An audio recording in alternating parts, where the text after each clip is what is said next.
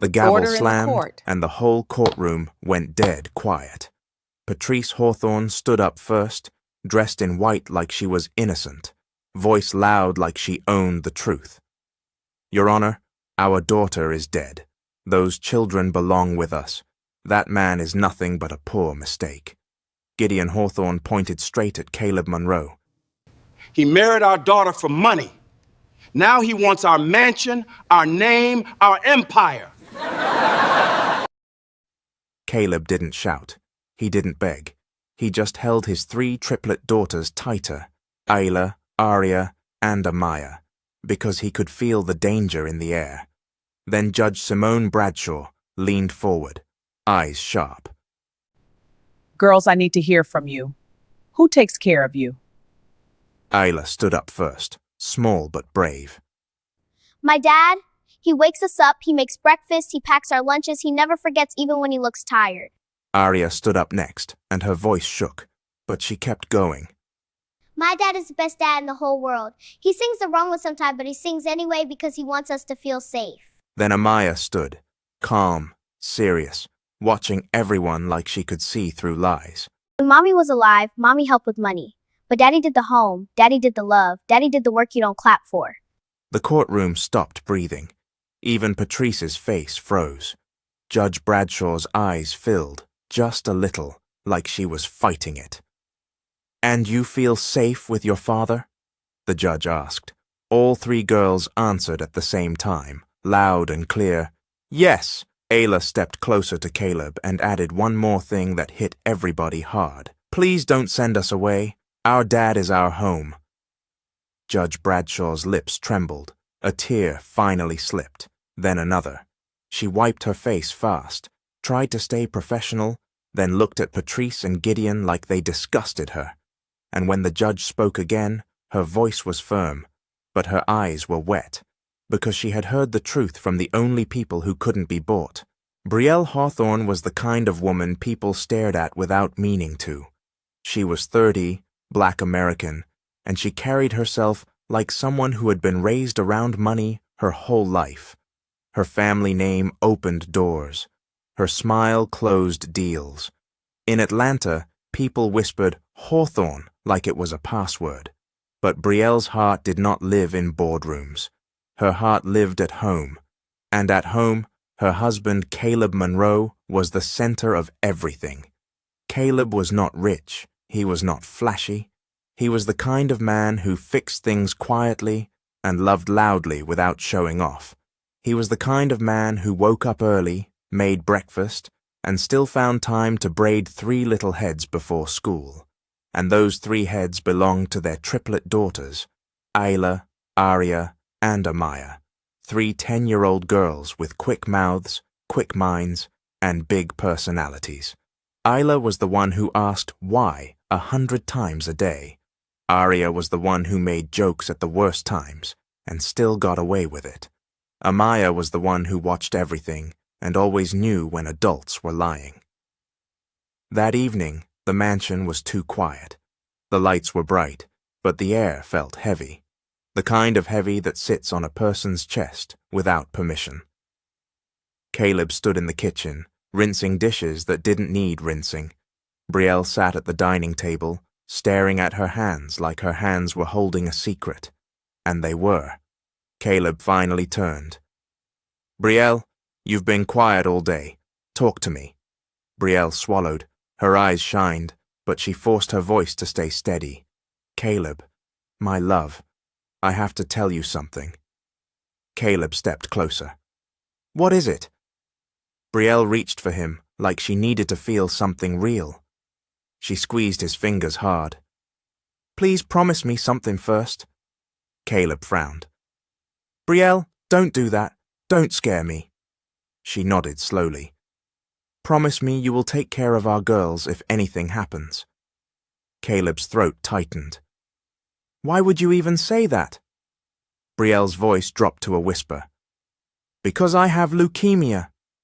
The words sat in the room like a thunderclap. Caleb blinked once, twice, like his brain refused to accept it. No, that can't be right." Brielle shook her head, Her tears finally slipped. The doctors said, "I have 3 months." Caleb stumbled back like he'd been pushed. 3 months? He repeated, like repeating it could make it smaller. Brielle, you're fine. You're right here. Brielle let out a shaky breath. I wanted to pretend too, but I can't lie to you. Caleb's eyes reddened. We'll fight it. We'll go everywhere. The best hospitals. The best... Brielle cut in softly. Caleb, listen. I'm not giving up, but I need you to be strong. For them. Caleb's voice cracked. I don't know how to do this without you. Brielle held his face. You do. Because you've always been the home, Caleb. You've always been the home. And just like that, a small voice floated from the hallway. Mum, why are you talking like a movie narrator? It was Arya. Of course it was Arya. Then Ayla stepped in behind her. Is somebody in trouble? Because I heard the word promise, and that sounds serious. Amaya walked in last, arms folded, eyes narrowed. Y'all are hiding something. Caleb wiped his face fast, like dads think tears can be erased. Brielle forced a smile so gentle it almost broke. She opened her arms. Come here, my babies. The 3 girls ran in, one after the other, like a little storm of love. Brielle kissed their heads. Caleb wrapped his arms around all 4 of them, holding tight, holding tighter, holding like his life depended on it. Brielle spoke carefully. Mommy has to travel for a while, okay? Daddy is going to take very good care of you. Ayla's eyes widened. Travel where? Like airplane travel or hospital travel? Arya pointed at Caleb. If Daddy is in charge, can we eat cereal for dinner? Amaya tilted her head. How long is a while? Because grown-ups use that word when they mean forever. Brielle's smile trembled, but she stayed calm. Not forever, just a while, and Daddy is going to keep everything steady. Caleb nodded hard. Nothing changes. Pancake Fridays stay, bedtime songs stay, I stay. And right then, the camera of life zoomed in on one truth. This family was about to be tested, not by love, but by the people who hated that love. So stay till the end, because the villains were already watching. The following morning, the Hawthorne mansion looked the same on the outside. Bright sun, clean floors, quiet luxury. But inside that house, something had changed, something had shifted, something had cracked. Caleb Monroe stood in the hallway, watching Brielle tie Ayla's shoelaces. His eyes were heavy, his face was calm, but his heart was screaming. Brielle moved slowly, like every second mattered now, like she was counting time without saying it out loud. Arya popped up beside them with her backpack halfway open. Okay, quick question, she said, serious like a little reporter. Is Mommy traveling to a place with snacks? Because travel without snacks is suspicious. Ayla nodded fast. And do they have Wi-Fi? Because if there's no Wi-Fi, how will Mommy send me pictures? Amaya folded her arms again, her eyes sharp. I just want the truth. Grown-ups keep saying travel like it's a magical word. Brielle smiled gently, the kind of smile a mother uses when she wants to protect her kids from fear. Come sit down, my babies, all 3 of you, right now. They sat at the kitchen table. The morning light bounced off the marble counters. The pancakes were already on the plate. Caleb stood behind Brielle like a wall, like a shield, like a promise. Brielle took a breath. Mommy has to go away for a while, to get help, to get stronger. Ayla raised her hand like she was in class. So, is it a doctor travel or a work travel? Brielle nodded. Doctor travel. Arya leaned in. Do the doctors know you're famous? Because they should. That might make them work faster. Caleb let out a small laugh by accident, the first laugh since last night. It was short, but it mattered. Amaya's voice came calm, but firm. How long is a while? Like 3 sleeps? Or like 100 sleeps? Brielle held her gaze, Longer than 3 sleeps. Not forever, but longer. The girls went quiet for 1 second. Then Ayla's brain started spinning again. Okay, if Mommy is traveling, who does our hair? Caleb stepped forward immediately. Me. Arya squinted at him. You? Caleb nodded. Yes, me. Arya pointed at his head. But you don't even have long hair. Caleb stared. That doesn't mean I can't learn. Amaya tilted her head. Prove it. Caleb grabbed a practice mannequin head from the closet, one Brielle bought for fun months ago, and placed it on the table like it was a serious challenge. After school, I'm starting lessons. Arya clapped once. All right, Daddy said lessons. We love a student. Brielle looked at Caleb like she wanted to cry and smile at the same time. But she didn't. Not in front of the girls. Not in front of the girls. Nothing changes, Caleb said, voice steady. Pancake Fridays stay. Bedtime songs stay. Homework time stays. I stay. Ayla tapped the table. Then we need a calendar. And just like that, the triplets jumped into action like tiny CEOs. They ran to the craft drawer. They pulled out stickers, markers, glitter pens.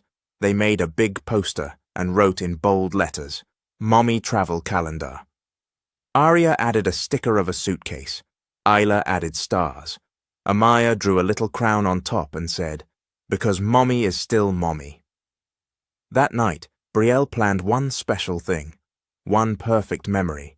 Movie night in the living room, bright blankets, popcorn bowls, Caleb doing silly voices during the film until the girls screamed, Stop it, Daddy! And they laughed. They laughed hard. They laughed loud. Later, after the girls fell asleep, Brielle went into the bathroom alone. She locked the door. She leaned on the sink. And finally, she let her face fall. She opened her phone and recorded soft voice notes, one by one. Not long. Just enough. Hi, Ayla. Hi, Arya. Hi, Amaya. Her voice was gentle. Her words were love. And somewhere in the quiet of that mansion, the clock kept moving. So stay till the end, because this travel was only the beginning. 2 days after the travel calendar was taped to the fridge, Brielle sat alone in her home office with the curtains open and the sunlight bright. The house sounded normal, kids laughing in the distance, a cartoon playing too loud, Caleb moving around in the kitchen like a man on duty. But Brielle's mind wasn't in the present. Her mind went back to the time when her life looked perfect on paper and felt like a cage in real life, because long before Caleb, long before the triplets, long before love softened her days, Brielle Hawthorne was her parents' investment, and her parents did not play. Her mother, Patrice Hawthorne, was the kind of woman who always looked polished, always looked unbothered, and always spoke like she was giving orders, not opinions. Patrice didn't yell often. She didn't have to. Her silence was scary enough. Her father, Gideon Hawthorne, was a billionaire with a smile that fooled strangers and a temper that scared staff. Gideon didn't like being questioned. Gideon didn't like being disobeyed. Gideon liked control. Control. Control. That was the Hawthorne house. Beautiful walls, cold air, and a family that smiled too much in public, but never felt warm in private. Back then, Brielle was 22. She attended charity events, fancy brunches, and business dinners like it was part of her job. She wore designer clothes and carried herself like a future CEO, because that was what Gideon wanted. One afternoon, Brielle sat in the back seat of her father's black SUV, staring out the window, when Patrice's voice cut through the quiet. Posture, Patrice said sharply. Sit up. Brielle straightened. Gideon glanced at his phone. Tonight you'll be meeting Landon Chase. Brielle blinked. Who? Gideon finally looked up. Don't embarrass me. Landon Chase is the son of Chase Holdings. Old money, clean image, perfect match. Brielle's chest tightened. Dad, I'm not... Patrice cut in immediately. You are not. You are a hawthorn. Your feelings come after the family. Brielle swallowed. So, I'm just a business deal? Gideon's mouth twisted into a smile that wasn't kind. You're a legacy. That night at the Hawthorne mansion, Brielle walked into the dining room and saw Landon Chase, waiting with his perfect teeth and rehearsed manners. He was handsome in the way magazines approve of, but when he spoke, his words felt like a contract. I hear you're very disciplined, Landon said, smiling. That's rare. Brielle forced a polite nod. I hear you're very strategic. Landon chuckled like she had complimented him. We'd make a powerful couple. Brielle looked past him, at her parents watching like referees. Patrice gave her a tiny nod, like, be good. Gideon's eyes warned, like, don't ruin this. And right then, Brielle felt it. Not fear, not even anger. She felt trapped. Later, in her room, Brielle sat on her bed while her two closest friends, Zaria Knox and Melody Price, FaceTimed her at the same time because they already knew something was wrong. Zaria, bold and loud, said, Girl, why you sound like you swallowed a dictionary? Melody, sweet but observant, asked, Was it another future husband dinner? Brielle sighed. They want me to marry someone I don't even like. Zaria rolled her eyes hard. You're a grown woman, Brie, not a trophy. Melody leaned closer to the screen. What do you want? Brielle hesitated. Then she whispered the truth like it was dangerous. I want normal. I want someone who makes me laugh, someone who sees me. Zaria snapped her fingers. Then stop letting them write your life. Brielle stared at the ceiling because she wanted freedom. But in the Hawthorne house, freedom wasn't given. Freedom was taken. So stay till the end. Because the day Brielle finally chose her own love, her parents would turn into her biggest enemies. A week after that dinner with Landon Chase, Brielle did something she almost never did. She went out alone. No driver hovering. No security making strangers nervous. No mother calling every 5 minutes to check her location. Just Brielle, a baseball cap pulled low, simple sneakers, and one quiet mission. Groceries. It sounds small, it sounds normal. But for Brielle Hawthorne, normal felt like rebellion. The supermarket in Buckhead was bright and busy. Carts rolled, babies cried. Music played softly over the speakers. And Brielle liked it. She liked the noise. She liked being invisible. She pushed her cart down aisle 6, reaching for a box of cereal when her phone buzzed in her pocket. A text from Patrice. Where are you? Brielle sighed and ignored it. Then she turned the corner. And that's when life did what life loves to do. It collided. A man stepped backward while talking on his phone. He wasn't looking. He was focused on whatever conversation he was having. Brielle wasn't looking either. She was checking a shopping list. They crashed. The cart jerked. A jar of pasta sauce tipped. Brielle stumbled forward. He stumbled back. And in one ridiculous, dramatic second, they both went down, right there on the clean supermarket floor. Brielle landed partly on his chest. His phone slid away. The sauce jar rolled and didn't break, like the universe wanted this moment to continue. Brielle froze. He froze. Then he looked up at her like he couldn't believe what just happened. And then, like a man with no fear, no sense, and no respect for personal space, he kissed her. A quick kiss. A bold kiss. A kiss that screamed, I just met you, but I'm already doing the most. Brielle's eyes went wide. Her brain short-circuited. She pushed herself up fast and slapped him, lightly, not violent, but clear enough to say, Sir, are you okay? What is wrong with you? She snapped, breathing hard. The man sat up slowly, blinking like he also surprised himself. Wow, I deserve that. Brielle stood, fixing her cap. You think? He rubbed his jaw, then looked around at the few shoppers who had stopped to stare. An older woman near the produce whispered, "Lord have mercy," like she'd just witnessed a proposal. The man cleared his throat and grabbed his phone. "I'm sorry, I wasn't looking." Brielle pointed at him. "You weren't looking, you weren't watching where you were going, and then you thought a kiss was the solution?" He exhaled and gave a small, embarrassed smile. "When you say it like that, I sound insane." "You are insane," Brielle said, but her voice was losing its bite, because something was happening, something she didn't want to admit. He was funny, not trying to be funny, just naturally foolish in a way that felt human. He stood up fully and offered her his hand like a gentleman who had made the worst first impression in history. "Let me help you up. Well, you're up already. Let me help you. Emotionally." Brielle stared at him. "Emotionally?" He nodded, serious. "Because I just caused you trauma."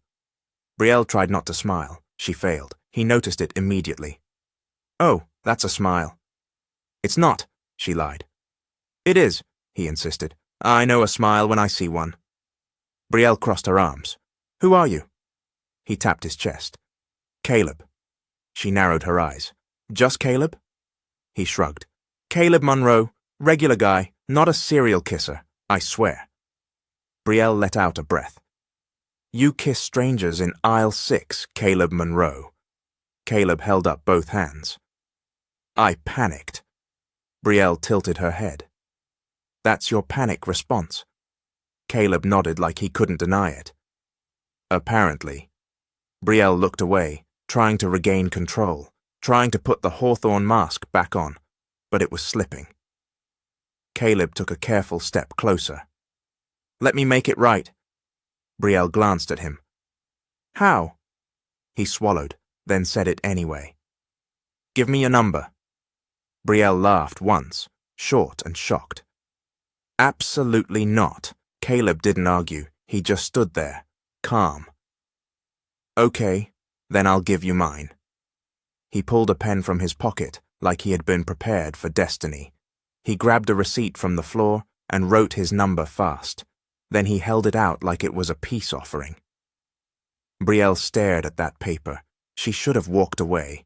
Her parents would have demanded it. Her life plan would have required it. But something in her whispered, "This is the normal you prayed for." Brielle snatched the receipt. "This is ridiculous." Caleb smiled. "So, you'll call?" Brielle turned and started pushing her cart again, but she didn't throw the receipt away. She didn't crumple it. She didn't even hide it. She just said, over her shoulder, "Don't get proud." Caleb called after her, voice warm, "Too late." And Brielle Hawthorne, the billionaire daughter, the controlled princess, the legacy, walked out of that supermarket with a receipt in her hand and a dangerous little smile on her face. Stay till the end. Because that one impulsive kiss in aisle 6 was about to start a love story her parents would spend years trying to destroy. The next evening, Brielle tried to act like nothing happened. She sat at the Hawthorne dinner table. Crystal glasses, perfect plates, silence that felt expensive. Patrice talked about charity events like Brielle was a brand. Gideon talked about business like Brielle was a product. Brielle nodded at the right times. She smiled at the right times. But her mind wasn't there. Her mind was in aisle 6. Her mind was on that receipt. Her mind was on that name. Caleb. When Brielle finally got upstairs, she shut her bedroom door, leaned on it, and pulled the receipt from her pocket like it was contraband. She stared at the number. Then she whispered to herself, "This is ridiculous." And still, her fingers typed, "Brielle. Why do you kiss strangers in supermarkets?" The reply came almost instantly. "Caleb. Why do you slap strangers like you're a celebrity judge?" Brielle's lips twitched. "Brielle, that was not a slap. That was a warning." "Caleb. It was a slap with personality." Brielle shook her head and laughed quietly into her pillow, trying to smother the sound like laughter was illegal in that house. And that's how it started. Not with a date, not with approval, not with permission. It started with messages that made Belle feel like herself. 2 days later, Belle was in her room when she heard a soft tap on the window. Tap, tap. She froze. Then it came again. Tap, tap. Belle pulled the curtain back. Outside, down on the lawn, Caleb stood near the garden path, looking up like he belonged there. He waved once, then tossed something into the air. A paper airplane. It glided up, hit the glass lightly, and slid down onto her windowsill. Belle opened the window and grabbed it fast like the night itself might snitch. She unfolded it. Inside was a short note, written in messy handwriting. I don't know how to be smooth, but I know how to be real. Meet me outside if you're brave. Belle stared at the words. Then she looked down again. Caleb was still there, waiting, hands in his pockets, like he had all the time in the world. Belle whispered, You're insane. She closed the window, turned off the light, and slipped out like a shadow. 5 minutes later, she was outside, wearing a hoodie and sneakers, her heart pounding like she was about to commit a crime. Caleb grinned when he saw her. So you are brave. Belle walked up and hissed, If my parents find out, they'll bury you. Caleb nodded slowly. Then we better stay alive. He didn't bring a car. He brought a bicycle. One bicycle. Old, simple, quiet. Belle stared at it like it was an insult. This is your big plan? A bicycle? Caleb patted the seat. Trust me. Belle scoffed. I don't trust men who kiss strangers. Caleb leaned closer and lowered his voice. You texted me first. Belle opened her mouth to argue, then she realized he was right. She climbed on behind him anyway, arms awkward around his waist, trying to act like she wasn't enjoying it. Caleb pedaled down the quiet street, away from the mansion, away from the cameras, away from the pressure, and for the first time in a long time. Belle felt light. Caleb glanced back. You smiling? Belle lied immediately. No. Caleb laughed. Your silence is loud. They rode to a small park where the lights were bright and the air smelled like summer. Caleb parked the bike and sat on a bench like it was their bench, like he had known her forever. Belle sat beside him, looking around. Why here? Caleb shrugged. Because nobody cares who you are here. You can just be Belle. Brielle's throat tightened. Nobody ever said that to her. Then Caleb looked at her and said, simple and bold, I like you. Belle stared. You don't even know me. Caleb nodded. Then let me. Brielle's heart beat fast. She wanted to run. She wanted to stay. She wanted both. Caleb lifted his hand slowly, giving her time to pull away, then brushed his knuckles against her cheek, like he was asking permission without words. Belle didn't move, so Caleb kissed her again. This time it wasn't impulsive. It was gentle. It was sure. Belle pulled back first, eyes wide, voice trembling with surprise at herself. This is a bad idea. Caleb's face stayed calm. Maybe, but it feels like a true idea. Belle looked down, then said the part she never said out loud. My parents already chose someone for me. Caleb's jaw tightened. And what do you want? Belle swallowed. Her voice came out small. I want this. And that's when Belle started laughing for no reason at all the next day, at breakfast, in the hallway, during meetings, and everyone noticed. One staff member even whispered, Miss Belle been smiling like she got a secret. They were right, because Belle did have a secret, and secrets like that don't stay hidden for long. 3 weeks after the first paper airplane hit Brielle's window, the Hawthorne mansion started to feel different. Not because the walls changed, not because the money disappeared, but because Brielle's laughter kept showing up where it didn't belong. She laughed at text messages. She smiled at nothing. She hummed while walking through the hallway like she didn't live under rules. And in the Hawthorne house, happiness was suspicious. Patrice Hawthorne noticed first. That afternoon, Patrice stood in the dressing room, watching Belle try on a sleek black dress for a charity gala. Patrice's eyes were sharp, scanning details like a judge. "You've gained weight," Patrice said coldly. Belle blinked. "I haven't." Patrice adjusted Brielle's necklace with a grip that was too tight. "Then why are you glowing like you've been doing something foolish?" Belle stepped back, fixing her own necklace. "Maybe I'm just happy." Patrice's face hardened. "Happy is not a plan, Belle." Then Gideon Hawthorne walked in, phone in hand, smile already loaded, his public smile, the one he used when he wanted obedience without yelling. "Belle," Gideon said smoothly, "Landon Chase asked about you again." Brielle's stomach turned. "Dad, I told you." Gideon lifted a finger. "You don't tell me. I tell you. Landon is the future." Belle looked straight at him. "Maybe he's not my future."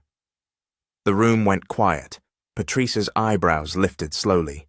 Gideon's smile stayed in place, but his eyes changed. "Excuse me?" he asked softly. Brielle's voice stayed calm, but it was firm. "I'm not marrying Landon." Patrice laughed once, not amused. "Belle, stop this. You're acting childish." Belle clenched her hands. "Childish is controlling a grown woman's life." Gideon stepped closer, his voice still low. "So tell me, since you've found your courage, where is it coming from?" Belle didn't answer, but her silence answered. That same night, Gideon called Rayford Mills, the Hawthorne family's head of security, an older black man with a stiff posture and a face that never smiled. Rayford had protected the Hawthornes for years. He was loyal, paid well, and trained to notice everything. Gideon said one sentence: "Find out why my daughter is smiling." Rayford nodded. "Yes, sir." 2 days later, the mansion staff started acting different. The housekeeper suddenly appeared in hallways Belle didn't use. The driver suddenly offered rides Belle didn't ask for. Even the gardener lingered near the back gate like he was listening. Belle noticed, and Caleb noticed too. On a quiet evening in the park, Belle told Caleb, "They're watching me." Caleb's face tightened. "Who?" "My parents," Belle said, voice low. "They don't know you exist, but they're close." Caleb stared at her. "Belle, if they're rich, they're not going to play fair." Belle nodded. "They never play fair." Caleb reached for her hand. "Then we need to be smart." Belle squeezed his fingers. "I know." But the Hawthornes were already 3 steps ahead, because Rayford didn't need to catch Belle and Caleb together in public. He only needed one small clue. One night, Brielle's phone buzzed while she was in the living room with her parents. She had left it on the couch for 1 second, one careless second. Patrice picked it up casually like she was doing nothing. Then she saw the name on the screen. Caleb Patrice didn't smile. She didn't gasp. She didn't scream. She simply stared, and the air turned cold. Brielle's blood ran hot. "Mom, give me my phone." Patrice held it higher, like she was holding evidence. "Who is Caleb?" Belle stood frozen. Gideon's voice came quiet and dangerous. "Caleb who?" Belle opened her mouth, but nothing came out. Patrice clicked the screen fast, scrolling like a woman who had searched contracts her whole life. She saw messages. She saw laughter. She saw affection. She saw freedom. And Patrice's lips curled in disgust. "This," Patrice said slowly, "is why you've been acting like you forgot who you are." Gideon stepped closer, towering over Belle. "Tell me now," he said, "is this man one of the staff?" Brielle's eyes flashed. "No." Gideon's jaw clenched harder. "Is he rich?" Belle swallowed. "No." Patrice let out a sharp breath, like she smelled something rotten. "Of course not." Gideon turned to Rayford without even looking away from Belle. "Bring me everything on this Caleb." Rayford nodded once. Yes, sir. Brielle's voice shook, but she stood tall. You can't do this. Patrice smiled finally, but it wasn't warm, it was cruel. Oh, Brielle, she said softly, watch us.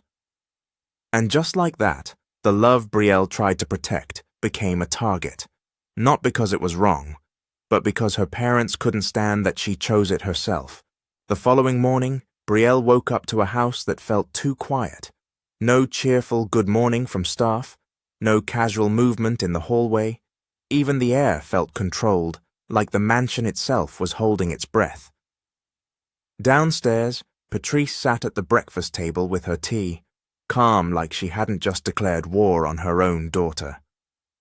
Gideon stood near the window, phone pressed to his ear, speaking in low, clipped sentences.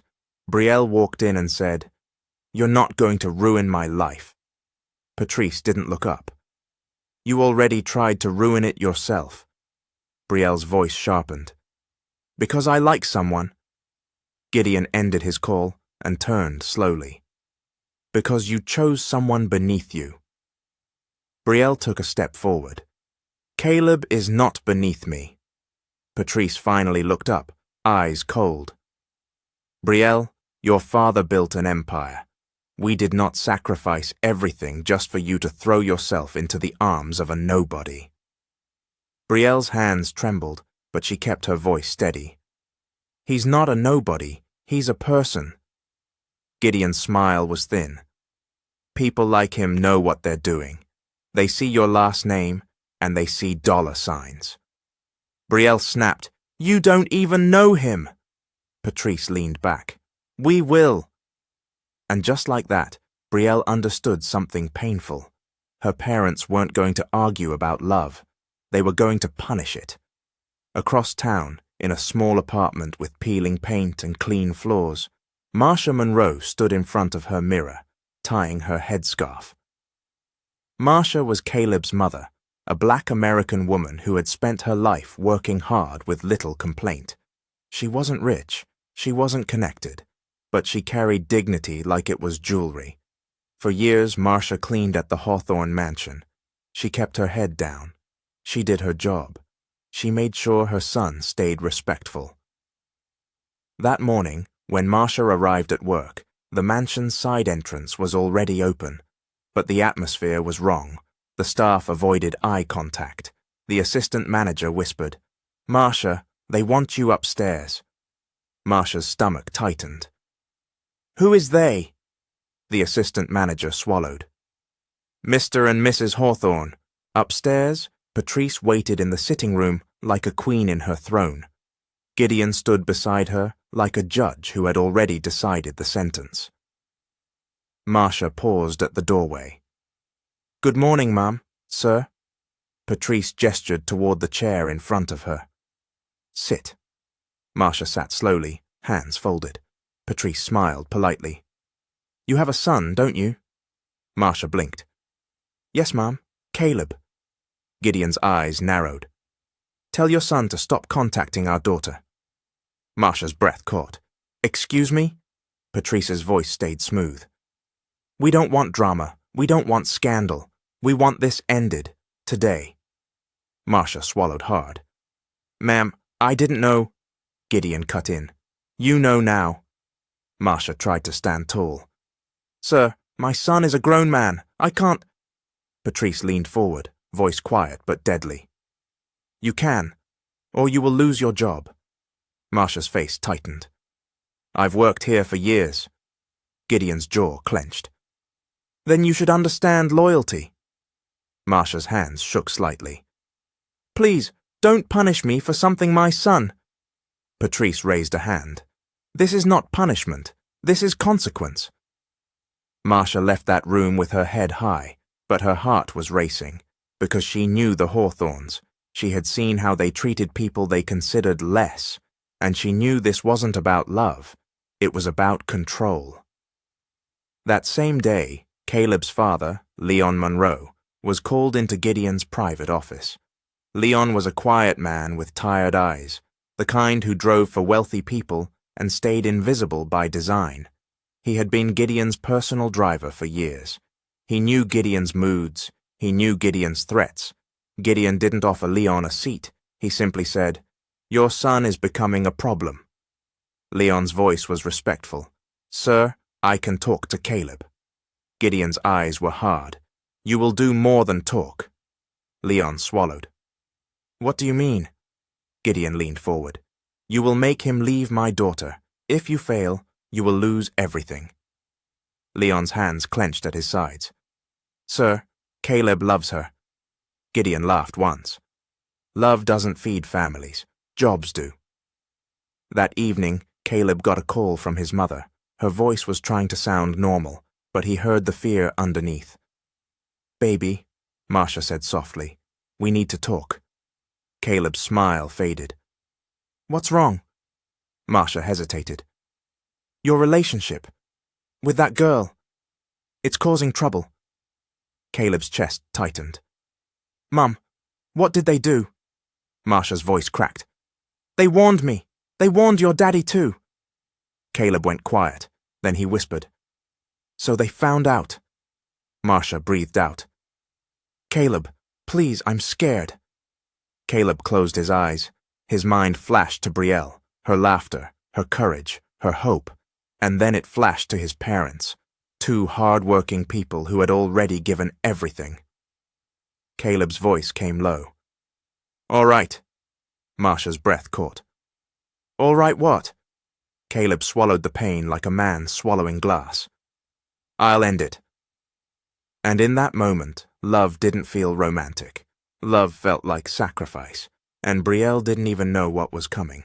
That same night, Brielle noticed Caleb's energy change before he even said a word. He didn't tease her the way he usually did. He didn't send his usual silly voice note. He didn't ask what sticker the triplets would pick for the travel calendar if they saw it. He just showed up at the park and sat down like his bones were heavier than normal. Brielle watched him closely. "Caleb, what happened?" Caleb stared at the ground. "My parents got threatened." Brielle's face tightened. "By who?" Caleb didn't have to say it. His silence said everything. Brielle's voice rose. "Your mom works in my house. Your dad drives for my father. They went after them, didn't they?" Caleb's jaw clenched. "They told my mom to control me. They told my dad to make me leave you." Brielle leaned forward. "And what did you say?" Caleb swallowed. "I told my mom I'd end it." Brielle's eyes flashed like fire. "You what?" Caleb's voice was low, ashamed and angry at the same time. "Brielle, they're not playing. They're using jobs like weapons." Brielle stood up fast. "So you're going to leave me because my parents are bullies?" Caleb stood too. "I'm trying to protect my family." Brielle's chest rose and fell. "And who protects me, Caleb? Who protects what we have?" Caleb looked at her then, really looked at her. "I don't want to leave you." Brielle's voice softened for 1 second. "Then don't." Caleb's shoulders dropped, like he was losing the fight inside himself. "I can't let them destroy my parents." Brielle stepped closer, eyes shining. "Then we'll fight them together. You don't run from people like that. You stand up. You stand up." Caleb hesitated. "Brielle." Brielle grabbed his hand. "Listen to me. My parents have always controlled everything, but they don't control my heart. They don't. They don't." Caleb stared at their joined hands, then nodded slowly. "Okay." But while Brielle was promising war, Gideon Hawthorne was already planning something worse. 2 days later, the Hawthorne mansion hosted a small private lunch. Nothing loud, nothing public, just rich people laughing softly over expensive plates, like their world had no consequences. Patrice floated through the room, smiling like a perfect hostess. Gideon shook hands, charming, calm, confident, and in the middle of that polished scene, a valuable piece of jewelry disappeared.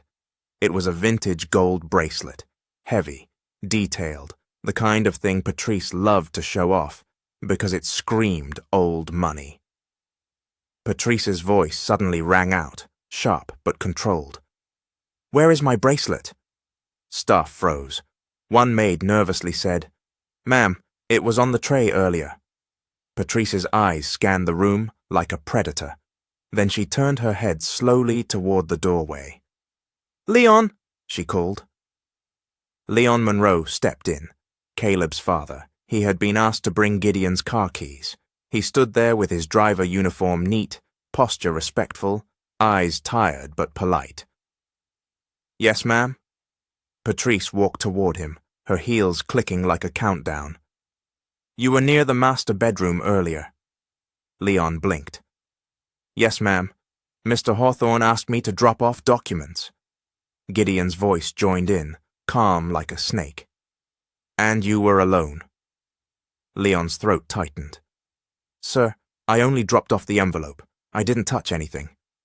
Patrice lifted her chin. "Then you won't mind if we check your pockets." Leon's eyes widened. "Ma'am, what?" Rayford Mills, the head of security, stepped forward immediately, expression blank. Two other guards appeared behind him, like they were already waiting for this moment. Leon's voice rose, respectful but scared. "Sir, I've served you for years." Gideon's smile didn't move. "Then you should have nothing to hide." They searched Leon right there, in front of guests, in front of staff, and when Rayford reached into Leon's jacket pocket, his hand came out holding the bracelet. Leon froze, his whole body stiffened like he'd been struck. "That's not—" Leon started. Patrice gasped dramatically, one hand to her chest like a theater actress. "Oh my God!" Gideon's voice turned cold. "So you did steal it?" Leon shook his head rapidly. "No, sir, I swear on my life, I didn't," Patrice snapped. "Don't you dare swear in my house while holding my bracelet." Leon's hands trembled. "Someone planted that! Someone planted that!" Gideon raised his voice just enough for the guests to hear. "Call the police." And the police came fast, too fast, like they were already on the way. Leon was handcuffed in the driveway, while staff watched in silence. Patrice stood near the front door, pretending to look hurt, but her eyes looked satisfied. In a different part of the city, Caleb got the call. He listened, his face drained, his voice turned raw. "They arrested my dad?" His mother's voice shook. "Baby, they're saying he stole from them." Caleb's hands clenched so hard his knuckles went pale. "That's a lie," Marcia whispered. "I know." Caleb's chest burned, his mind raced, his heart roared, and one thought hit him like a punch. Brielle was right. Her parents were capable of anything. Anything. And now they weren't just trying to break a relationship. They were trying to bury a family alive. 2 weeks after Leon was arrested, Caleb looked like a man who hadn't slept properly since the world turned cruel. He sat on the edge of his bed in his small apartment, elbows on his knees, staring at the wall like the wall might explain why powerful people enjoyed hurting regular families. Brielle stood in front of him, arms crossed, trying to keep her voice calm, but her eyes were burning. "Say it again," she demanded. Caleb's voice came low. "My dad is still locked up. My mom can't even breathe right, and your parents are smiling like they won." Brielle shook her head hard. "They framed him, Caleb. You know it. I know it." Caleb finally looked up at her. "And what can we do? They're billionaires. They can buy truth and sell lies." Brielle stepped closer. "Then we don't beg them. We don't fear them. We build our own life." Caleb let out a bitter laugh. "Build what life? I'm drowning." Brielle's voice got sharper. "Then let me pull you up." Caleb stood, pacing. "Brielle, your parents already destroyed my father. If we keep going, they'll destroy my mother too." Brielle lifted her chin. "And if you leave me, they still win. They still win, Caleb. They'll just move to the next target." Caleb stopped pacing. His jaw tightened. So what are you saying? Brielle said it clearly. We get married. Caleb blinked. Now? Yes, Brielle repeated. Now, not later. Not when your dad gets out. Not when my parents calm down. Because they won't calm down. Caleb's voice cracked. Brielle, I don't even have... Brielle cut in. You have me. You have love. You have truth. And you have a woman who is tired of being controlled. Caleb stared at her, the fight and fear battling in his face. If we do this, they'll never forgive you. Brielle's voice dropped. They never loved me the way they claimed to. They loved the version of me they could control. That night, Brielle made one phone call, not to her parents, not to her friends, to attorney Deshawn Pierce, a young, sharp black attorney recommended quietly by one of Brielle's old college mentors.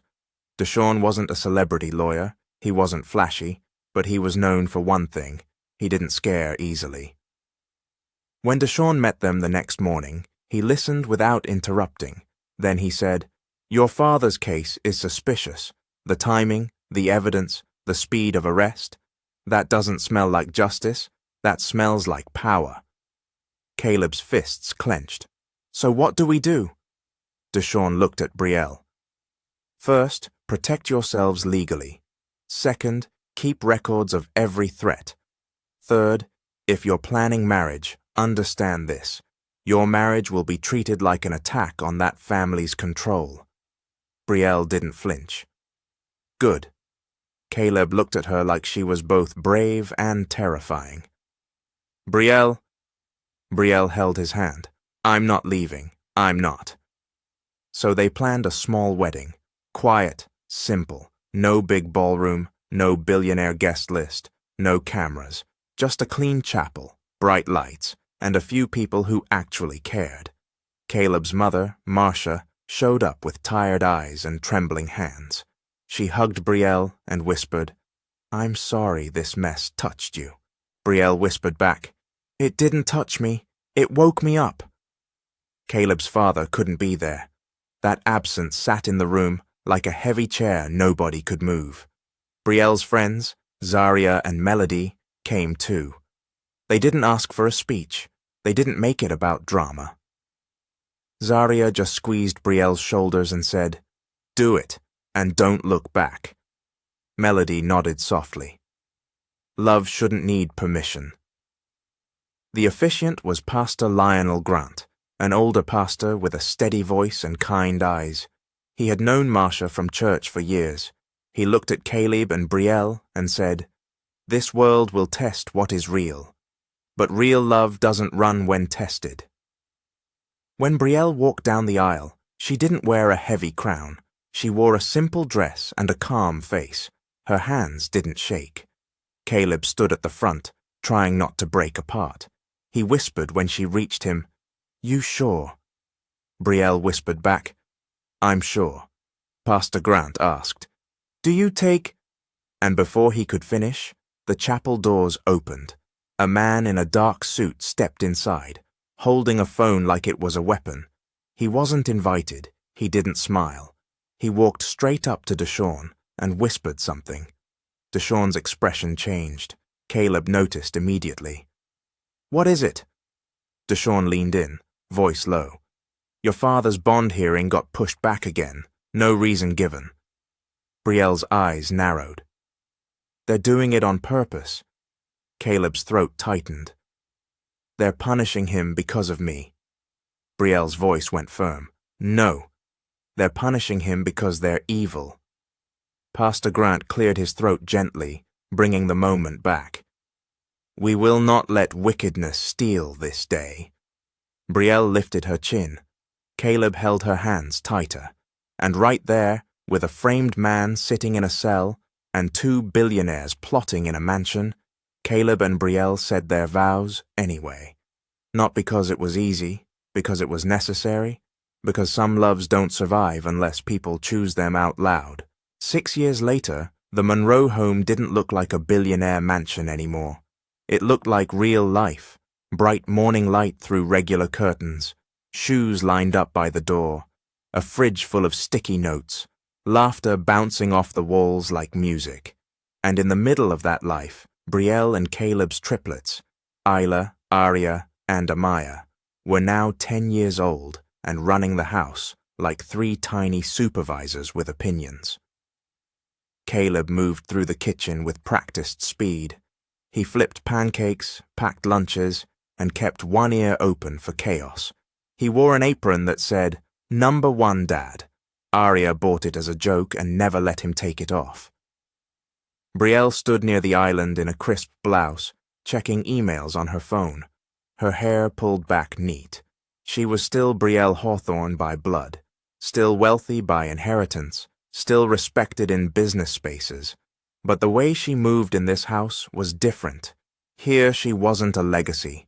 Here she was just Mom. Ayla burst into the kitchen first, holding her backpack like it was too heavy for her pride. "Daddy," she said, "I need you to answer something important." Caleb didn't look up. "If it's about aliens again, my answer is still no." Ayla frowned. "It's not aliens. It's my math test. If I get 100, do I get extra syrup on my pancakes?" Caleb slid a plate in front of her. "If you get 100, you get syrup, whipped cream, and the right to brag for 1 full day." Ayla nodded seriously, like they had signed a contract.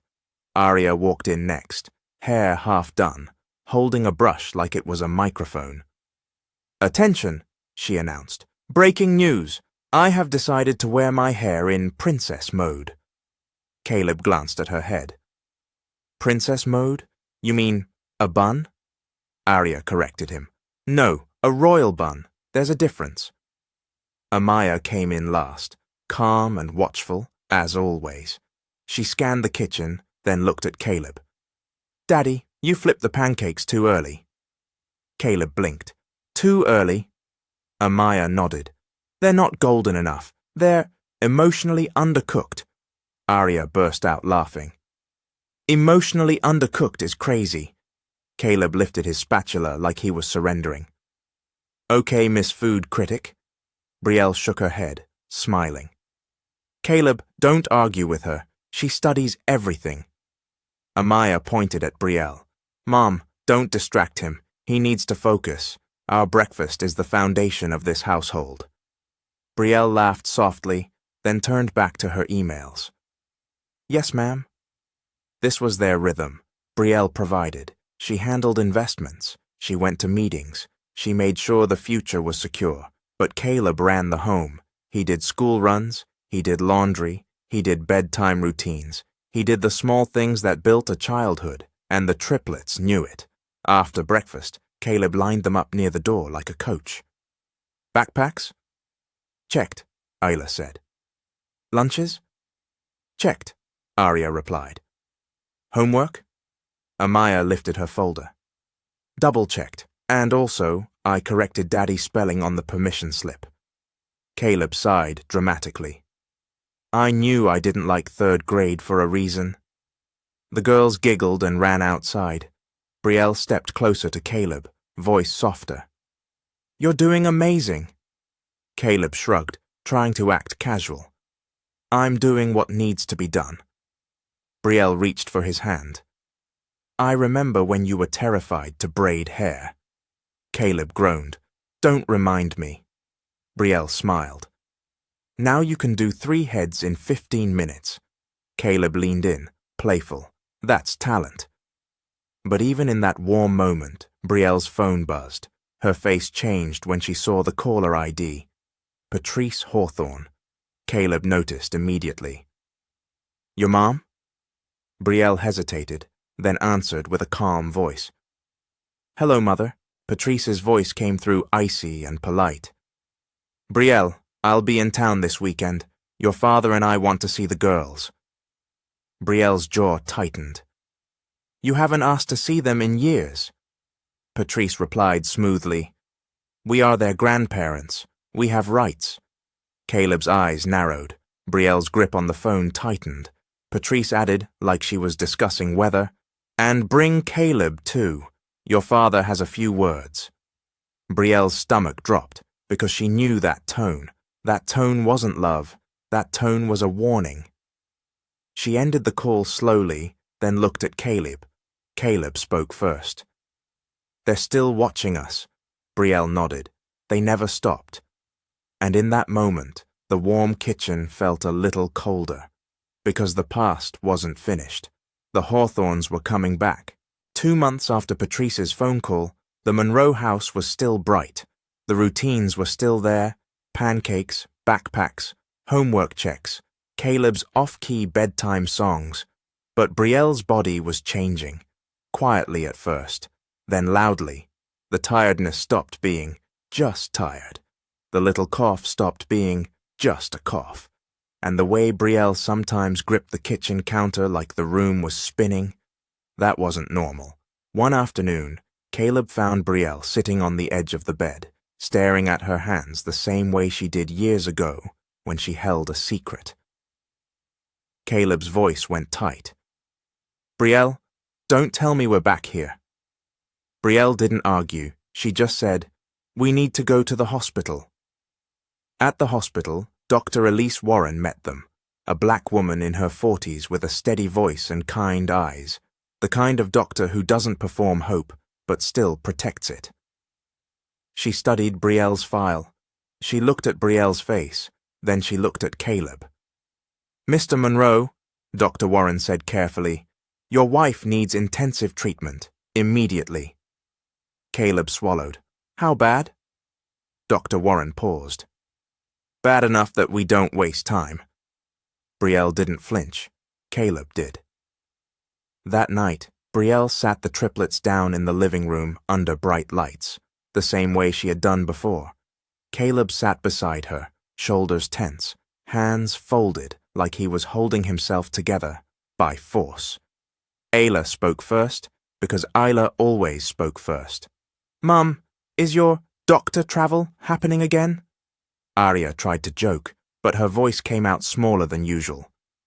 "Because if it is, I'm writing a complaint letter. Politely." Amaya didn't joke. She just stared at Brielle. "Tell the truth." Brielle nodded. "The truth is, Mommy needs help from the doctors again. I'm going to be away more." Ayla blinked. "Like, sleeping at the hospital away?" Brielle replied gently. "Yes." Arya lifted her chin. "So Daddy is in charge again." Caleb answered quickly. "I'm in charge. I'm here." Amaya's eyes moved between them. "Are we still doing Pancake Fridays?" Caleb nodded hard. "Pancake Fridays stay." Ayla added, "And bedtime songs?" Caleb forced a smile. "Bedtime songs stay."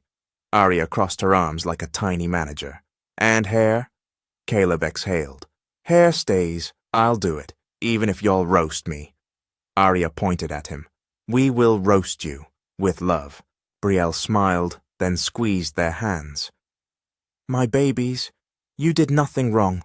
This is not your fault. Nothing about this is your fault." The girls nodded like they understood, even if they didn't fully. Over the next weeks, Brielle's presence became smaller in the house. She tried to hide it. She tried to keep things normal. But children notice everything. Ayla started making get-well drawings and taping them on the fridge. Arya started speaking extra loudly, like volume could protect the room from fear. Amaya started watching Caleb more closely, like she was counting his breaths. Then one evening, Caleb got a call while he was stirring spaghetti. It was Nurse Tessa Lang, the home care nurse, assigned by Dr. Warren, a soft-spoken woman with a calm tone trained for hard conversations. "Mr. Monroe," Nurse Tessa said, "you should come in tonight." Caleb's stirring slowed. "Is she?" Nurse Tessa paused. "She wants you, and she wants peace." Caleb turned off the stove with shaking hands. He didn't tell the girls everything. He kept his voice steady. "We're going to see Mommy. Nia's coming over to stay with you." And just like that, Nia Vaughn arrived, Brielle's loyal best friend, the same woman who had taken them in years ago when life turned cruel. Nia walked in with calm energy and firm love. She crouched to the girl's level. All right, my three bosses. Daddy needs to go check on Mommy. We're going to keep the house running. Deal? Arya squinted. Can we order pizza? Nia smiled. We can discuss pizza after homework. Ayla whispered, Is Mommy okay? Nia didn't lie. She didn't scare them either. Mommy is very loved. That's what I know. At the hospital, Caleb walked into Brielle's room and felt his chest tighten. Brielle looked smaller, but her eyes were still Brielle's, strong, sharp, gentle. She reached for his hand. Caleb. He sat fast. I'm here. Brielle's voice was quiet. Promise me again. Caleb's throat closed. Don't do that. Brielle insisted softly. Promise me you will keep them steady. Caleb nodded, tears sitting in his eyes but not spilling like a storm. I promise. Brielle's lips moved into a faint smile. And, don't let my parents poison their hearts. Caleb's jaw clenched. I won't. Brielle took a slow breath. Good. Later that night, Brielle passed, not with chaos, with quiet, with Caleb holding her hand, with Nurse Tessa standing respectfully near the door, with love in the room. The next morning, Caleb came home and sat the triplets down. He didn't dramatize it. He didn't crush them with details. He spoke carefully. Mommy won't be coming back home, he said. Ayla's eyes filled, but she stayed still. So, she's in heaven? Caleb nodded. Yes. Arya swallowed hard. Does heaven have pancakes? Caleb let out a breath that sounded like a laugh and a sob at the same time. I think heaven has everything good. Amaya stared at the floor, then asked the question that showed she was still a child. Can we write her notes and still put them on the fridge? Caleb's voice went soft. Yes, we'll keep talking to her with love.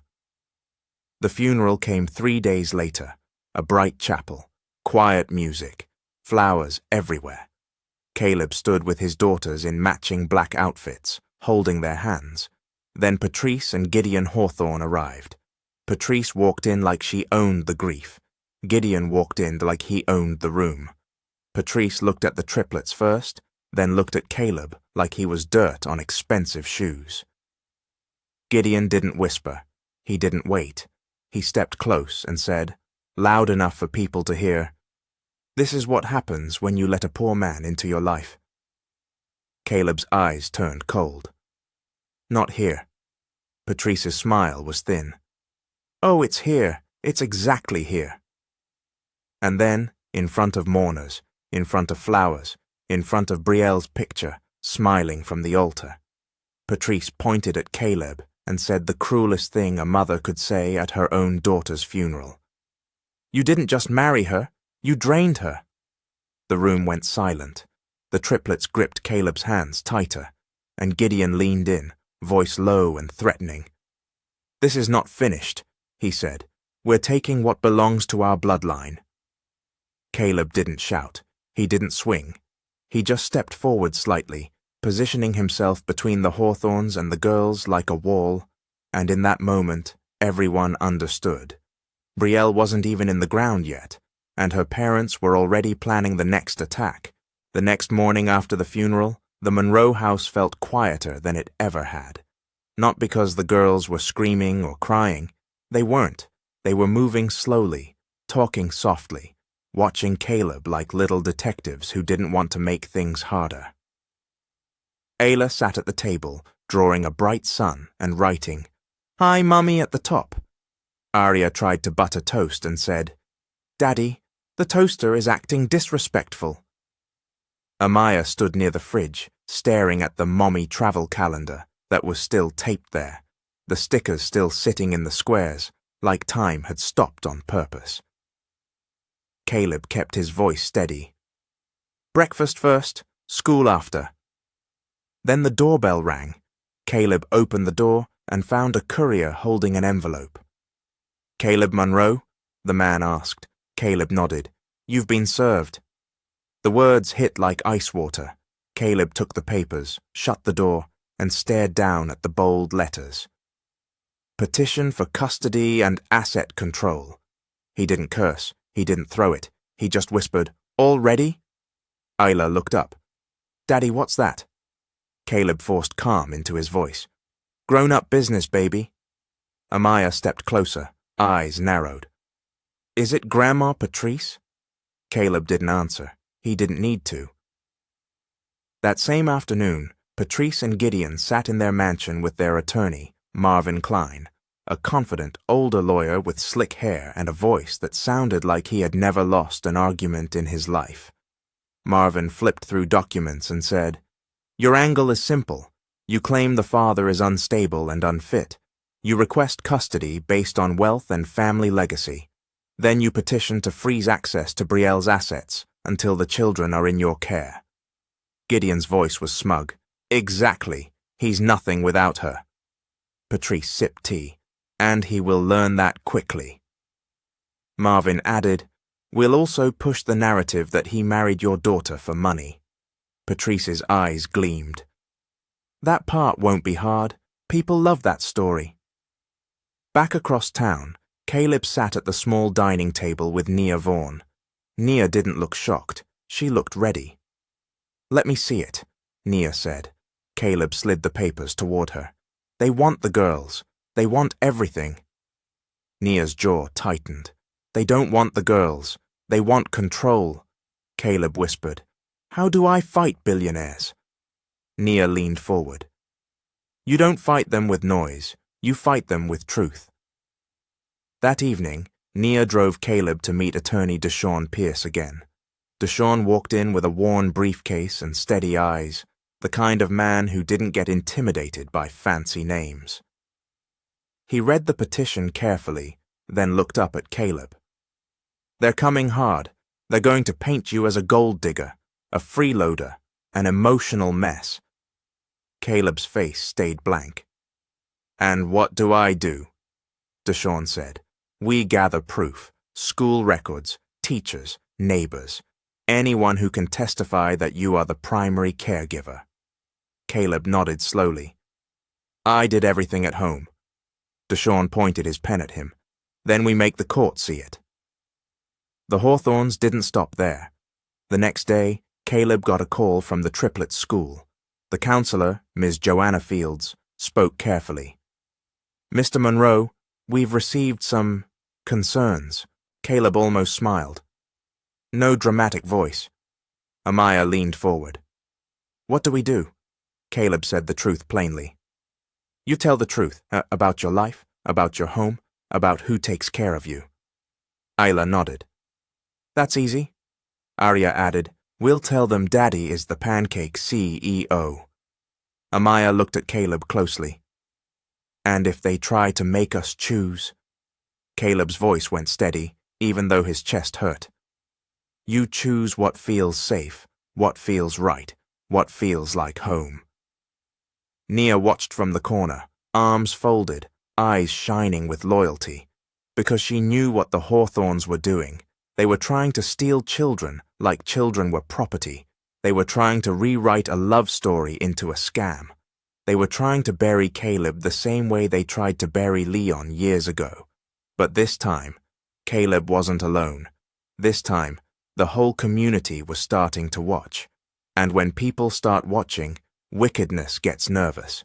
A week after the custody papers were served, the courthouse felt colder than it should have. Not because of the air conditioning, because of the energy, because of the power sitting on one side of the room like it owned the building. Patrice Hawthorne arrived first, dressed in clean white, diamonds shining like she was attending a gala, not a custody battle. She walked with her chin high, face tight, eyes hard. She didn't look at Caleb like he was family. She looked at him like he was a mistake that needed to be erased. Gideon Hawthorne came in right behind her, tall, confident, wearing that smooth billionaire smile that fooled strangers. He greeted people with polite nods like he wasn't the same man who had threatened Caleb at a funeral. Then their attorney, Marvin Klein, stepped forward with a thick folder and a smug look. On Caleb's side, it was quieter. Caleb sat with attorney Deshawn Pierce. calm, focused, flipping through school records and letters from teachers and neighbors.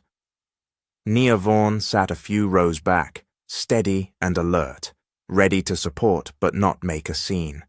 And between Caleb and the Hawthorns sat 3 little girls in matching dresses, feet swinging slightly above the floor because the bench was too high. Isla whispered, "This room smells like rules," Arya whispered back, "and expensive lies." Amaya said softly, "Just stay calm." The judge entered. Judge Simone Bradshaw, a black woman in her 50s with a firm face and eyes that missed nothing. She didn't look impressed by diamonds. She didn't look intimidated by money. She looked like she had seen 100 rich people try to buy what they didn't deserve. "Good morning," Judge Bradshaw said. "This court is now in session." Marvin stood first, quick and confident.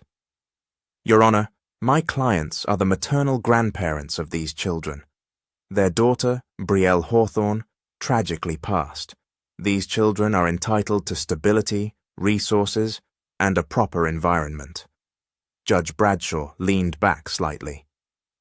"And you believe their father cannot provide that?" Marvin nodded. "We believe the father is overwhelmed. We believe he lacks the means. We believe he is holding on to Hawthorne assets that should be protected for the children."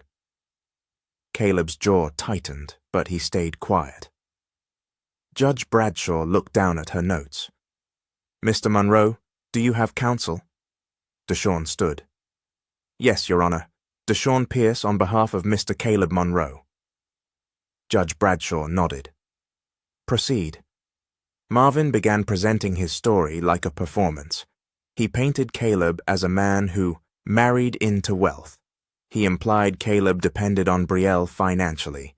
He suggested the Hawthorns were the only ones capable of raising Hawthorne children. Patrice added her own poison when she spoke. "She was our only daughter," Patrice said, voice shaking just enough to sound believable. "We begged her not to marry beneath her. We begged, but she was stubborn, and now she's gone." Gideon leaned forward with fake sadness. "These girls belong with their blood. Mr. Monroe can visit, but raising them, that should be us." Judge Bradshaw's eyes narrowed. "So you want custody and control of assets?" Gideon said plainly, "Yes." Judge Bradshaw turned to Caleb. "Mr. Monroe, tell me about the children's daily life." Caleb stood slowly. His voice was steady, even though his hands wanted to shake. "I get them up," he said. "I cook breakfast, I pack lunches, I do homework, I do school runs, I do bedtime routines. Brielle provided financially, yes, but I ran the home, I raised them." Marvin smirked. "And yet you claim you can provide stability without Hawthorne support?" Deshawn cut in sharply. "Objection. Argumentative." Judge Bradshaw raised a hand. "Sustained. Mr. Klein, watch your tone." Marvin sat back, annoyed. Judge Bradshaw looked at the triplets. "Girls, I'm going to ask you a few questions. You can answer honestly. No one will punish you for telling the truth." Ayla raised her hand again, automatically. "Do we get extra credit for honesty?" A few people in the courtroom let out tiny laughs before catching themselves. Judge Bradshaw's mouth twitched. "No extra credit, just honesty." Ayla nodded seriously. "Okay." Judge Bradshaw asked, "Who wakes you up in the morning?" Ayla answered first. "Daddy." Judge Bradshaw asked, "Who makes your meals?" Arya leaned forward. "Daddy, and he thinks he's Chef Caleb, but he burns toast sometimes." Caleb closed his eyes like he was embarrassed. Judge Bradshaw asked, "Who helps with homework?" Amaya spoke calmly. "Daddy, Mommy used to check the final answers, but Daddy did the work with us." Judge Bradshaw nodded. "Who puts you to bed?" Arya said, "Daddy sings. He sings the wrong lyrics, but it works." Isla added quickly, "And Mommy used to laugh at him. She would say, 'Caleb, that's not the words.'" The courtroom went quiet for 1 second. "Not heavy," just human. Judge Bradshaw's voice softened. Do you feel safe with your father? All three answered together, quick and sure. Yes. Judge Bradshaw looked at them carefully. Do you want to live with your grandparents? Amaya paused, then said the truth. We don't really know them. Aria shrugged. They don't come to our school stuff. Isla added, Grandma Patrice looked at us like we were furniture at the funeral. Patrice's face tightened. Gideon shifted in his seat. Judge Bradshaw turned back to Patrice and Gideon, voice firm again. You want custody of children you've been absent from. Patrice snapped. We were grieving. Judge Bradshaw's eyes sharpened. You were grieving, but you had time to file custody papers the morning after the funeral. Silence. Then Judge Bradshaw looked at Caleb and said, clear and final, Mr. Monroe, the children will remain with you. Patrice's head jerked up. What? Gideon stood halfway, furious. Your Honor, Judge Bradshaw slammed her gavel once. Sit down. This court is not a marketplace. Custody is not a purchase. Patrice's voice rose, losing her fake softness. He's nothing. He's... Judge Bradshaw cut her off. Enough. You will address the court with respect, or you will be removed. Caleb exhaled slowly, like he had been holding his breath for weeks. The triplets gripped his hands and smiled small, like they had just passed the hardest test of their lives. And on the Hawthorne side of the room, Patrice and Gideon stared at Caleb like they had just lost the one thing they thought money could always buy. Control. The following morning after the court ruling, Caleb woke up with a strange mix of relief and dread. Relief because the judge had spoken. Dread because he knew the Hawthorns didn't accept no. They only accepted control. He was still in the Hawthorne mansion, Brielle's home, the girl's home, the place filled with memories and little traces of her everywhere. A framed family photo in the hallway, a throw blanket Brielle loved on the couch, the mommy travel calendar still on the fridge, like hope frozen in time. Isla padded into the kitchen first, rubbing her eyes. Daddy, does this mean we can relax now? Caleb forced a calm smile. We can breathe a little. Aria yawned dramatically. Good, because courtrooms are not my vibe. Amaya opened the fridge, stared at the calendar, then looked at Caleb. They'll try something else. Caleb didn't lie. He just said, We'll handle it. Then the front doors opened. Heavy steps echoed through the foyer, like someone walking in to claim what they thought was theirs. Patrice Hawthorne entered with Gideon, and behind them were 2 security men and a sharply dressed woman holding a clipboard. Caleb stepped out of the kitchen immediately, positioning himself in front of the hallway that led to the girls. Patrice didn't greet him. She didn't ask how the children slept. She didn't even glance at the family photo on the wall. She went straight to business. Pack your things, Patrice said flatly. Caleb's jaw tightened. Excuse me? Gideon's voice was calm but cruel. This is our house. Caleb's eyes narrowed. It was Brielle's house, too. Patrice tilted her head. And Brielle is gone. The words were sharp on purpose, designed to cut. Isla, hearing voices, stepped into view with her backpack straps hanging loose. She froze when she saw Patrice and Gideon. Aria appeared behind her. Oh, it's the surprise grandparents. Amaya came last, standing slightly behind Caleb, watching like a little guard. Patrice's eyes flicked over them quickly, like she was counting items, not looking at children. The clipboard woman stepped forward. Mr. Monroe, I'm Tessa Caldwell, estate administrator assigned by the Hawthorne legal team. You are being formally notified that you and the children are to vacate this property today. Caleb's voice went controlled. A judge gave me custody. You can't remove us like we're trash. Tessa Caldwell lifted her clipboard. Custody is separate from property occupancy. This residence is under Hawthorne control pending asset proceedings. You may consult your attorney. Gideon smiled. Consult whoever you want, but you're leaving. Arya whispered to Ayla. Daddy said no dramatic voice in court. He didn't say anything about here. Ayla whispered back, Arya, don't start. Amaya looked up at Caleb. We have to go? Caleb swallowed, then nodded once. We're going to pack, calmly. Patrice's lips curled. Good. For once you're learning your place. Caleb's eyes turned cold. My place is with my daughters. Patrice snapped. Then take them and go. Caleb didn't argue further because he wasn't going to give them a scene to enjoy. He turned and spoke gently to the girls. Get your school uniforms, your favorite pajamas, and the things that matter. Not everything. Just what matters. Arya nodded. I'm bringing my toothbrush and my stuffed panda. The panda has seen too much. Ayla said, I'm bringing Mommy's scarf. Amaya said quietly, I'm bringing our photo. They packed quickly, no shouting, no breaking things, no drama. Just a father moving like a man who refused to be broken in front of enemies. When they came downstairs with bags, Patrice stood watching like she had won.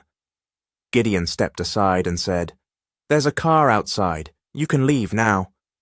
Caleb looked at him. We'll leave in our own way. And then Caleb pulled out his phone and called Nia Vaughn. Nia answered on the first ring. Caleb? Caleb's voice was tight. They're kicking us out. Nia's tone changed instantly. I'm on my way. 15 minutes later, Nia's SUV pulled into the driveway like rescue. Nia hopped out wearing jeans and a blazer, hair pulled back, eyes sharp. She walked up to the front door without fear and looked Patrice and Gideon straight in the face. So this is what you do, Nia said. You lose in court and Gideon scoffed. Stay out of Hawthorne business. Nia didn't flinch. It became my business when you turned grief into a power play. Tessa Caldwell cleared her throat. Ma'am, please. Nia cut her off. I'm not here to argue paperwork.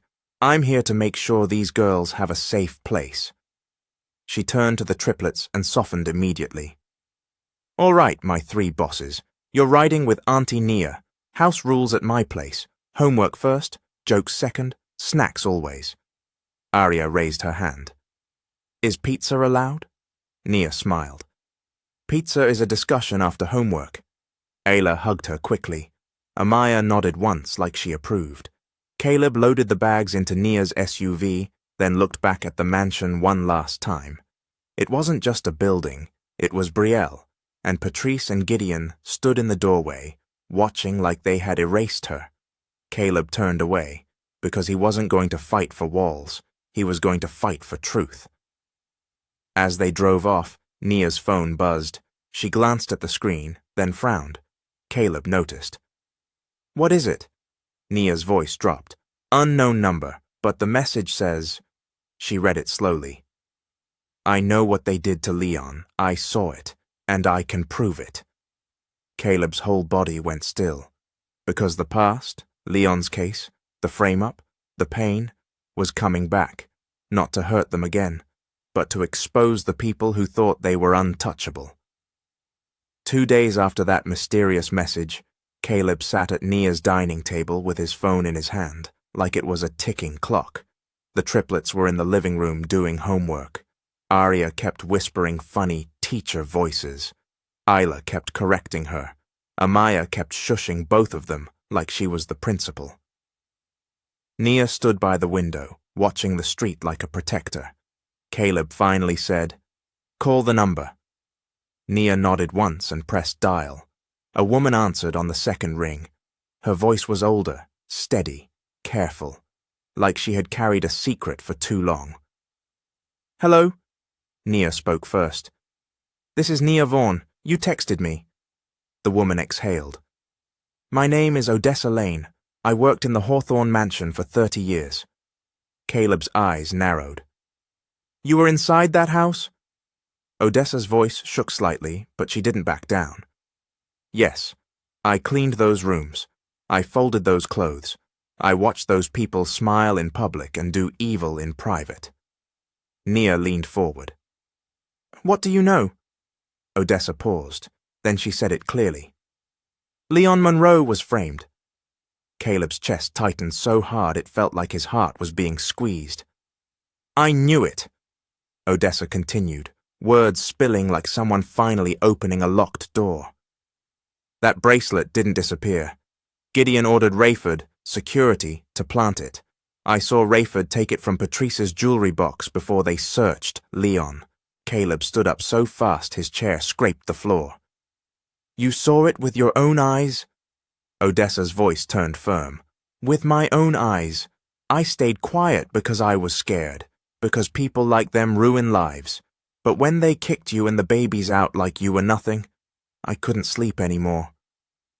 Nia's jaw tightened. We need you to say this to the police. Odessa hesitated.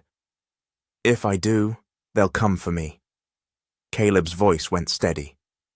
They already came for my family. They won't get another one. Nia added, We'll protect you, and we'll do it the legal way. Odessa finally whispered, Okay, I'm ready. That same day, Attorney Deshawn Pierce met them at a small police precinct with Odessa. Deshawn walked with purpose like he had been waiting for this moment. The detective who received them was Detective Jalen Cross, a no-nonsense black detective with tired eyes, the kind of man who had seen too many wealthy people escape consequences. Detective Cross listened, then asked one question. Do you understand you're accusing billionaires of a felony conspiracy? Odessa nodded. I understand. Caleb placed a folder on the table. And I understand my father suffered for something he didn't do. Detective Cross leaned back. If we reopen this, we need more than words. Deshawn replied, We can get more. Odessa knows schedules, cameras, staff shifts, security logs, and there may be old footage stored on their private system. Detective Cross's eyes sharpened. If she's telling the truth, this case becomes bigger. Odessa looked down, then back up. It is bigger. The investigation moved fast, faster than the Hawthorns expected. Cross filed the necessary motions. Old staff were interviewed quietly. A warrant was requested for certain security records. And when Gideon and Patrice realized what was happening, they tried to panic control it like they always did. Patrice called Brielle's old contacts. Gideon called politicians. Gideon tried to make phone calls that usually made problems disappear. But this time, the problem didn't disappear, because this time, there was a witness who wasn't scared anymore. Within weeks, Gideon and Patrice were arrested and charged. Their public smiles vanished overnight. Cameras caught them walking into the courthouse with tense faces and stiff shoulders. In court, Odessa testified. Security records backed key details. The pattern of intimidation, threats, and manipulation came to light piece by piece, and the story the Hawthorns had always controlled finally escaped their grip. The judge didn't care about their money. The judge cared about the truth. The verdict came down like a hammer. Gideon Hawthorne, guilty. Patrice Hawthorne, guilty. Sentenced to 30 years. When Caleb heard it, he didn't jump up. He didn't celebrate like it was a party. He just closed his eyes and exhaled like a man finally allowed to breathe. Nia whispered. Brielle would be proud. With the Hawthorns convicted, the legal mess around Brielle's properties shifted. Caleb's attorney handled the documents carefully, making sure everything that belonged to the children was protected. And then, exactly 2 years after Brielle's passing, Caleb remembered the letter. Brielle had sealed it in an envelope and written one instruction on the front. Open after 2 years. Read with Nia. That evening, Caleb sat at Nia's table again. The triplets were in the next room, playing a board game and arguing about rules like it was the Supreme Court. Caleb held the envelope like it was fragile. Nia whispered, "Are you ready?" Caleb swallowed. "No, but I have to be." He opened it. Brielle's handwriting greeted him like a warm voice. She thanked Caleb for loving her without conditions. She told him he had been the heart of their home. She told him not to let bitterness raise their daughters. Then she wrote about Nia. She called Nia the safest person I know, and she left a blessing that surprised them both. Gentle, not forceful, not dramatic. She wrote that if life ever brought Caleb and Nia closer, it should never come from guilt. It should come from care, from partnership, from protecting the girls with love. Caleb's eyes softened. Nia covered her mouth, breathing out slowly. From the living room, Arya shouted, "Auntie Nia! Daddy! Isla cheated!" Isla yelled back, "I did not cheat. I strategized." Amaya said calmly, "Both of you are loud." Caleb looked toward the girls and then back at the letter. Brielle wasn't in the room, but her love still was, and for the first time in a long time, the future didn't look like fear. It looked like peace. If there's one lesson this story refuses to hide, it's this. Money can buy noise, but it can't buy love. Brielle's parents had power, connections, and a last name that made people stand up straighter. But when the real test came, all that power couldn't replace what Caleb gave those girls every single day: presence, consistency, and a safe home. Another lesson? Grief reveals character. Some people mourn with love, others use loss like a weapon, and the scary part is, they can smile while doing it. So protect your peace, protect your family, and never let anyone convince you that kindness is weakness. Now let me say this as the narrator, my honest opinion. Caleb is my favorite kind of character. Not because he was perfect, but because he stayed steady. He didn't fight dirty. He didn't use the kids like a shield. He just showed up. Every morning, every night, every hard moment. And those triplets, they were the real truth tellers. The way they spoke up in court, simple, brave, and honest, was the moment the whole story turned. But I want to hear from you. Who was your favorite character? Was it Caleb for standing strong? Brielle for choosing love despite pressure? Nia for stepping in like real family? Or even Amaya for always seeing through lies? If this story moved you, please like, share, and subscribe. It helps the channel more than you think. And if you know someone who needs a reminder that love still wins, send it to them. This is Mr. Hope, and I'll see you in the next story.